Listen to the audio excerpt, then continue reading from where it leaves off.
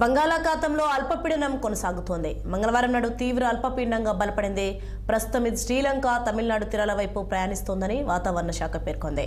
అనంతరం వాయుగుండంగా బలపడుతుందని, దీని ప్రభావంతో బుధ, గురువారాల్లో శ్రీ పొట్టి శ్రీరాములు, నెల్లూరు, అన్నమయ్య, తిరుపతి, చిత్తూరు, శ్రీ సత్యసాయి జిల్లాలో భారీ వర్షాలకు అవకాశం ఉందని విశాఖలోని తుపాను హెచ్చరికల కేంద్రం వెల్లడించింది. ఇక ఇదే అంశంపై విశాఖ నుంచి మా ప్రతినిధి కీర్తి కన్నబాబు మరింత సమాచారం అందిస్తారు. బంగాళాఖాతంలో ఏర్పడినటువంటి అల్పపీడనం తీవ్ర అల్పపీడనంగా ఏర్పడింది. దీని ప్రభావంతో ఆంధ్రప్రదేశ్ లో అక్కడక్కడ చెదురుమరు వర్షాలు కురిసే అవకాశం ఉన్నట్టుగా భారత వాతావరణ శాఖ అధికారులు అయితే అంచనా వేస్తున్నారు. ప్రస్తుతం మనం విశాఖ సాగర్ తీరంలో అయితే ఉండడం జరిగింది. సాగర్ తీరంలో అల్ల అయితే ఉవ్వెత్తిన ఎగిసి పడుతున్నటువంటి పరిస్థితి కూడా మనం చాలా స్పష్టంగా చూస్తున్నాము.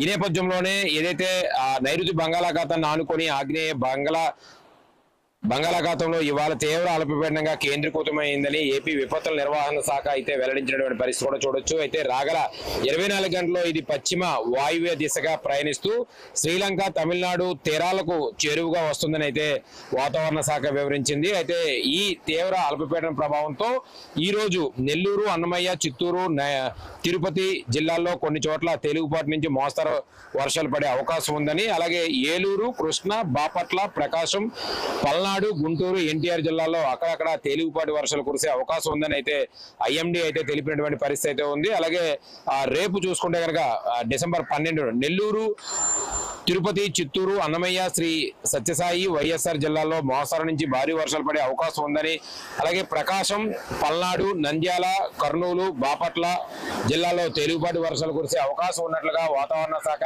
అధికారులు అయితే అంచనా వేస్తున్నటువంటి పరిస్థితి అయితే ఉంది.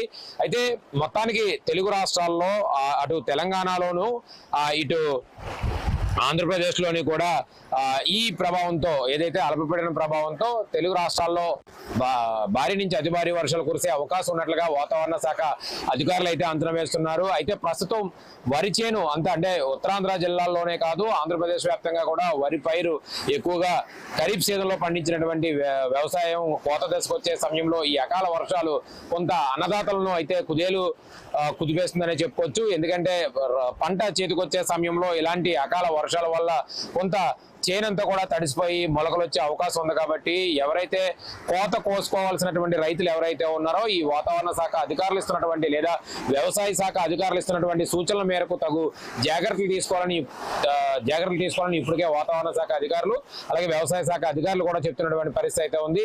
కొయ్యని రైతులు ఎవరైనా ఉంటే గనక చర్యలు తీసుకొని, అంటే వాతావరణ శాఖ అధికారులను అడిగి తెలుసుకోవాలని, లేదా కోసిన రైతులు ఎవరైనా ఉంటే గనక వాటి మీద ఉప్పు ద్రావణాన్ని చల్లి వాటిని మొలక రాకుండా చూసుకునే క్రమంలో ఉండాలని చెప్పేసి, అలాగే కొన్ని ప్రాంతాల్లో పిడుగులు పడే అవకాశం ఉంది. కాబట్టి ఆ పిడుగులు పడే ప్రాంతాలు ఏవైతే ఉంటాయో ఆ ప్రాంతాల్లో రైతులు కూడా కొంత జాగ్రత్త వహించాలని, అలాగే సముద్ర తీర ప్రాంతాల్లో నివసిస్తున్నటువంటి అలాగే లోతట్టు ప్రాంతాల్లో నివసిస్తున్నటువంటి ప్రజలు కూడా కొంత జాగ్రత్తలు తీసుకోవాలని అయితే వాతావరణ శాఖ అధికారులు చెప్తున్నటువంటి పరిస్థితి అయితే ఉంది. కెమెరామ్యాన్ కాంతితో కన్నబాబు, విశాఖ సాగర్ తీరం నుంచి.